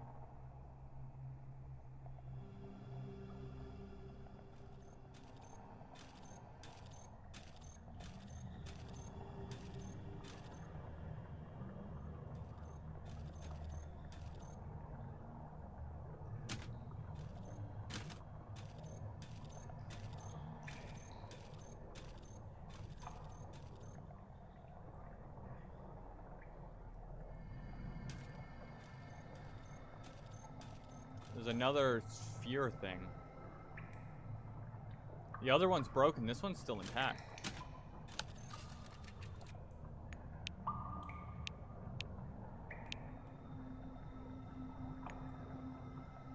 Is there nothing? Let's touch it. Boop.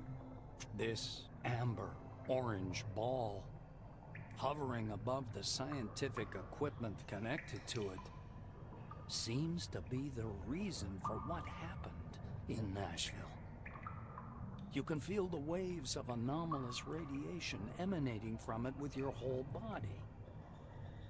A pleasant tingling rolls through your skin, and each wave fills your head for a mere moment with strange, rapidly fading images. Without taking your eyes off the sphere, you move closer. You aim your scanner at the artifact's glowing surface, but the device will not function. Only a sine curve is quivering spasmodically on the monochrome screen. You suddenly begin to feel numb. The prickling in your hands and the anomalous radiation pressing against your head grow weaker, but a frightening sensation rises in their stead. An unknown force detaches you from your body and takes you up into the cool, ringing silence. I just got The my full maelstrom kidnap. hanging above Nashville embraces you. All of your consciousness unfolds like a giant canvas, hurling you into a dark auditorium. You see the maelstrom swirling over Nashville. Pulling you from the crumbling walls of the base, it lifts your mind above the world. It covers the lands of the dome like a gigantic spot, in the swirling shadow of which the lights of human consciousness flicker. Some of them fade away, barely in contact with the maelstrom. Others grow dimmer and blink painfully. Some glow with a strange, cold light. Gaining strength, the maelstrom, rushing westward, comes crashing down onto the southern lands of the dome, leaving behind hundreds of fluttering and slowly fading lights. After sweeping out Concord and Spire Station, the maelstrom finally calms down. It hangs in the very center of the dome, like a majestic, lazily swirling vortex, and your mind rushes about within it like a shining spark. What am I, a part of the fucking cataclysm? Apparently, yeah. We were a part of the fucking cataclysm. Alright. Does that make me a god? Am I God now? It takes you some time to realize that you're wandering through a fog. Eventually, the dull, white nothingness begins to dissipate, slowly returning you to reality. A noise fills your ears, a rumble resembling the sound of waves rolling ashore. You step carefully through the white haze. Fragile bits of rock crackle under your feet. Vague shadows appear from the mist over your head. Breached concrete plate bristling with exposed armature. The dusty drill of an earth mover lying on its side. Yellowed documents, boxes. Crushed steel closets that tumble down through gaps in the floor. The space beneath your feet resembles thick but perfectly transparent ice. A vortex of clouds spins slowly below, the lights still flickering. They're the same lights you saw when you first touched the sphere. Am I on top of the dome? The lights are actively moving, wandering, gathering. Iridescent, they form both small and large groups, and the desert far below changes, following their pattern. Settlements appear in the north, in the east, in the west, and even in the dull yellow barrens of the south. They grow right before your eyes, as if time were moving ahead at incredible speed. Radiation and radiation sickness. In the world of Encased, a character can get dose of radiation by studying anomalies, wandering around some locations. When approaching a radioactive object, you will hear the crackle of the dosimeter. Radiation accumulates in the body. There are 4 degrees of radiation. Light radiation exposure, 3 stages of irradiation sickness. The more you are irradiated, the worse the character feels, and the lower their characteristics are. You remove radiation from the body with the help of special medications or the MedCom device. Energy resistance parameter is responsible for the radiation resistance.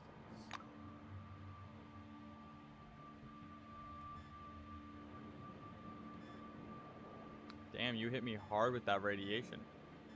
Also, I'm fucking bodiless now? Ronald, what's happening? Glad to meet you. The SEAL's face, wise, confident, focused as ever, seems to be lit by the screens of an invisible computer. He looks up at you and a smile appears on his lips. You? Wow, this is amusing. I was certain you were dead. He walks up and touches you with his palm, but you feel nothing. Ronald looks disappointed. His uncertain gesture suggests he feels nothing, just like you. What was I hoping for anyway? SEAL looks you in the eye. You know how unreal it was to survive and keep my sanity with all that psychic stress Maelstrom was generating? A lot of people lost their minds. That was what we saw here, and what happened after the Ankara on the west side of the dome. He looks at you in the eye. You know, I'm locked inside my head right now. From my perspective, it looks like the computer room where Luis locked me in. How ironic. Okay, bye. Clara! Clara is surrounded with white light and mist, her hands clasped in prayer. she reminds you of an angel statue from some reformist church. Seeing you, her expression changes. She crosses herself, mumbling under her breath. Calm. I'm not a ghost. I'm real. You're real. We good. We good. It's all right. She nods timidly. Clara, Yes, I love you. see. You're fantastic. This, both you and this mist, it's all in my head. I think so. I don't really know. Clara never moves her gaze off you. I remember you saying, find the car and drive away. If I knew you were sacrificing yourself, I would have stayed. If someone frees you from your oath out of generosity or humanity, does that mean the oath shouldn't be fulfilled? I still don't know the answer to it. You see sorrow and grief in her eyes. I only know that I'm an awful wrongdoer. I hope you're in heaven now? I'm in heaven. Don't Clara worry. sighs heavily. I see. Why are you appearing to me? Because I want to give you a hug. Is this some sort of a sign? Do you know about signs? This is when... I hug you? Her voice suddenly becomes deep and thick. She drawls as if her words were being played from a corrupted tape. Clara's face alters subtly, as if it had turned to stone. Rabbit is very kind to me. But his faith is nothing I could get used to. She says in a dull voice. Would you... Hold on. Abbott? What? Why? I don't... I'm getting a bad taste in my mouth, guys. Hold on, wait. Clara. I don't trust Abbott. I got a bad taste when she said that.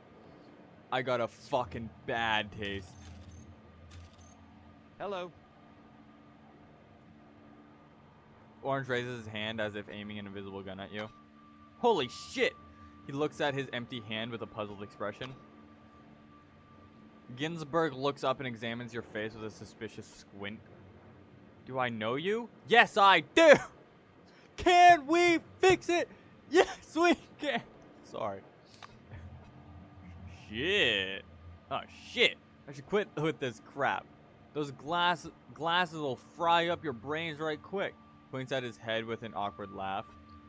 That's where you are now. Tim grins. How should I know where you are? In hell? Together with that bitch Decker and that meticulous bastard? What's his name? Stallman? Steelman? Oh yeah, Steely. He throws his hands in the air and fountains of mist follow them. I told you where there was an exit. I made it. I found a car and don't you dare rip on me. I did nothing wrong. I didn't have to die with you there. I wasn't gonna rip on you, bro. Bro, I gave you a choice. You could have helped, you could have left. I didn't care either way. His face abruptly goes blank and his voice suddenly dead and dull. And everyone can escape from Nashville. That means something, doesn't it? His eyes gazing at your face with glassy eyes. I think he regrets it, deep down. Hey, Aaron! There's no doubt. The funny, scruffy old man standing before you is Aaron Melville, the old man from the gas station. He also recognizes you. A smile wrinkles his already wrinkled face. Ah, it's you. Long time no see, sweetheart. Hi. Melville examines you closely. Safe and sound, I see. How'd you pull that off? No one survived where you were heading. The only worst place is the center of the dome, where the spire... Well, you know. The old man points vaguely upwards with his crooked finger. You're aware, aren't you? The spire is fallen. Now the road's closed. As if folks would want to come here anyway. And here we stay like crabs in a barrel. He thumps his timber leg on the ground, driving the mist away. Don't think that I'm complaining. My business is on a roll. They come and they go. Melville's face seems to petrify. He speaks slowly, but flounders anyway. The gas station can be crowded nowadays. Everybody needs my gas station. Oh, folks went crazy, I tell you. Fighting over nothing. The old man woefully shakes his head.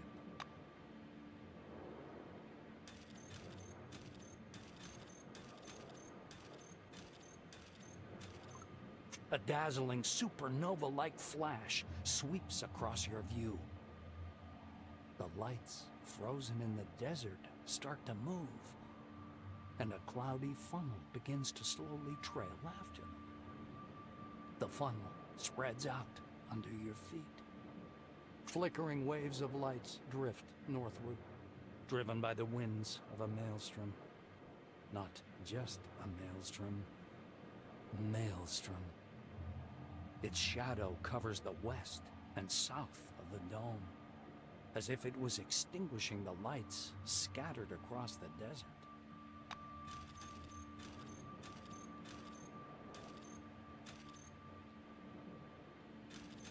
Hey, Martin. You sent me the A die, you gray-haired bitch. man, arms stiff at his sides, stands squinting short-sightedly into the mist. Kingsley is much shorter in person, and older. He notices you. I depended on you and you failed me.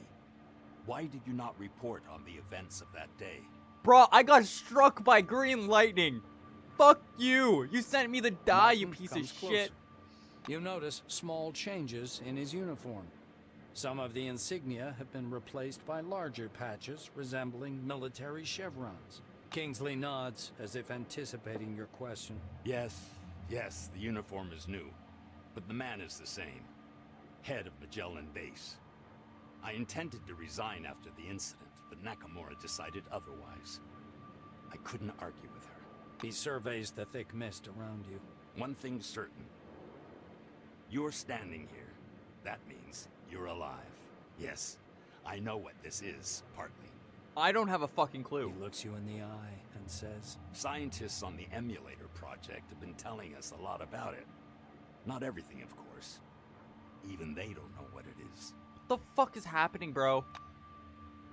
You can't just be like, yeah, I know what's going on. I'm gonna dip now. I'm just gonna disappear. It's fine. Van Olden looks the same as he did during your first meeting. The same shiny glasses with thin rims, an arrogant expression, and a stopwatch clutched in his hands. He's examining a shred of mist hanging in the air. He's so involved in his research that he doesn't notice you at first. Meeting your eyes, the scientist instantly darts back. Then he comes up to you and begins to palpate your face, hands, and clothes. His fingers seem to sink in your face. Sebastian Van Olden screws up his lips scornfully. Yes, of course. A thought form, like the pink mist, I suppose, or any other similar anomaly. As was to be expected.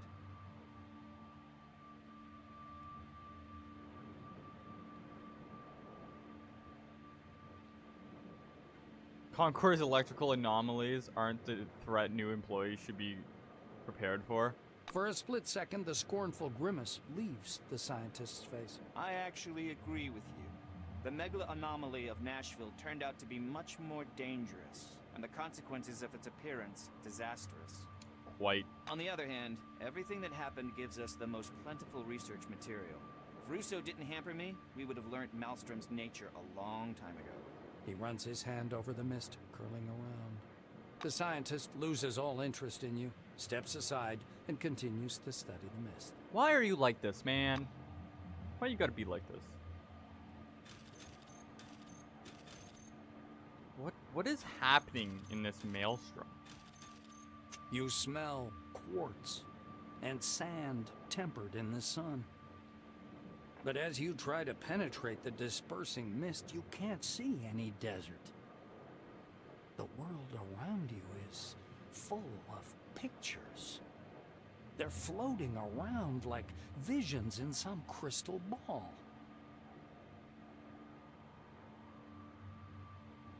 All the visions What? fade. Motherfucker. After another.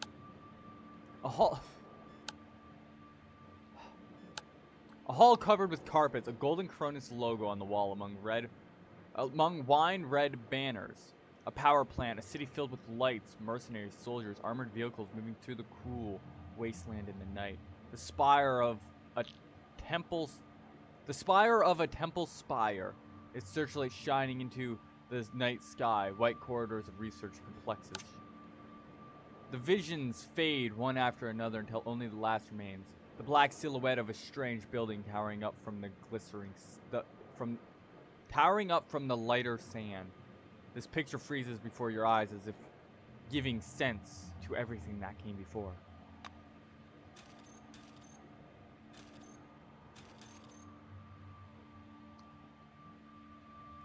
What the fuck are you guys? Abbott! I don't trust you.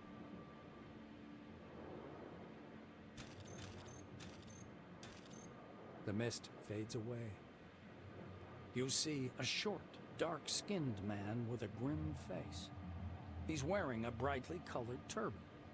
You take a step towards him, and he strides forward as if to block your way. The ends justify the means, don't they? Have your scientists nothing better to do, Kimiko? He asks, looking upward. I'm not Kimiko. The stranger raises his hand, forcing you to stop. He looks up again. We have to be like the Soviet Union and Germany in the late 1930s. Mutual favors, mutual limits, parity. We've always worked on such terms. As he finishes speaking, his lips stop. The man in the turban keeps standing there, a lean figure looking angrily upward. Oh, alright. Lady with crown. An unfamiliar woman steps out of the mist and looks at you with the wandering eyes of a mad person. She's wearing a tall, crudely made tin crown painted with gold powder enamel. She smiles, although on her, this expression is more like an evil grin. She begins to prowl around you in a circle, wary eyes locked on your face. While circling around you, she steps into the mist and stops in place, a vague, distant silhouette. Interesting.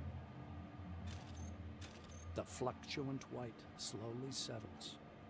A man and a woman stand before you. The woman rolls her eyes discontentedly. Are you serious? Tuesday, I tell you. Wednesday, I tell you. Thursday. How come I always repeat the same thing? I can't sleep without my pills. You're the man. You're responsible for me. The nightstand. The top drawer. There they are. Oh, my pills.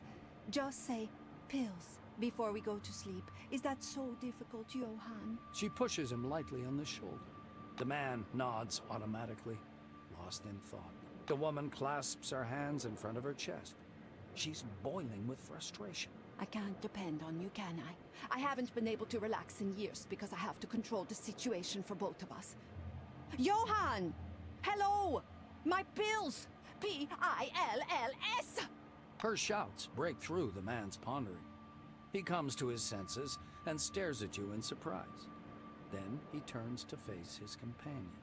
Olivia, don't shout. Make a habit of putting your pills on your pillow. Anyway, this isn't about the pills. Olivia falters and points her finger at you. And what is this? Or who is this? Mind telling me, without the never-ending riddles, Johan? Just tell me. Who the fuck are you two? Johan gives you an appraising look. Is it Maelstrom? Abbott's trying out a new device? I don't know, darling. Now, be so kind to take these goddamn pills since you remembered. And if you must yell to it quietly, I have a migraine. The woman flings her arms up fiercely and walks away into the mist. Johan lets her go ahead, then follows. Interesting. You're a big man. The fuzzy mist, as if whisked with a mixer, looks like slowly dissolving clouds. A short, chubby little man in a camouflage cap and army shirt steps fussily out of the white. He clasps his hands behind his back and stops a few steps away, scanning you with his gaze. Vivid interest flashes in his eyes. He clears his throat. I'm out of jokes about death. Or about Mr. Christ. I'm out of jokes about hallucinations. Although hallucinations under the dome aren't any joke, but an everyday reality. The man circles you. His glance bounces from your face to your uniform to your shoes and back. But you are something else. So, let's see. A pre-war haircut, all-time uniform, clean and pressed. Shoes aren't worn out, just got them. He recites with enthusiasm. Did I get... Am I a time traveler now? He frees his plump palm and carefully touches you with one finger. You are ethereal, but light-tight. You respond to my movements. You are not using an image that's familiar to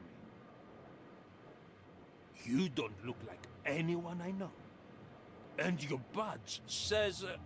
He raises himself on tiptoes and fixes his eyes upon your badge. The name. I'm a really tall lady. Of course. Of course. The name. Yeah, it's me. He flings his arms about and leaves without even saying goodbye. The mist seems to slam shut behind his back, like a pair of winged doors closing. There's a lot of talking going on here. I don't know what's happening. I guess I've gone forward in time. A wizened old man, long and lean as a scarecrow, leans over to examine you with the curiosity of a vulture. His long, yellow-white robes fall down in waves and rustle quietly. His stony black eyes resemble those of a blind man, but their gaze is fixed on you. Such remarkable technology. He says in a low, well-modulated voice. This voice seems to belong to some other person. He smiles, a warm and kindly expression, wildly at odds with the menace in his eyes. Name your price, and I'll buy your design. But be reasonable. Take time with your answer. Think it through. Yep, Abbott is not trustworthy. With the smile still fixed on his face, he steps back into the mist, never taking his eyes off you. Well, I'm glad I kept the servo suit. You hear heels clicking. A dark figure appears out of the mist before you. It's a woman. You've never met her, but you feel as though you've seen her face 1,000 times. You even know the sound of her voice, although you have no idea where you could have heard it. She looks at you with surprise. Then she frowns pensively and steps closer. She stands so close you can see multicolored reflections in her bionic eye. After poking you to confirm your ethereal nature, she waves her hand left to right. Man! Obviously, she's hoping to disperse you like That's mist. rude. Naturally, she fails. The woman chuckles discontentedly and leaves. The clicking of her heels fades quickly away. Rude. Rude! What a rude lady. What a rude lady. Everyone else is like, man, this is neat. Her is like, shoo shoo. Be gone, fly. That hurt my wrist. I'm back. This has shattered. And with that, I'll see you guys in the next episode. What is this world? Are we in the future? Did we die in the past? Did we transcend reality? What the fuck happened? We don't know. But we will find out next time. So have a good one, everybody. Thank you for watching.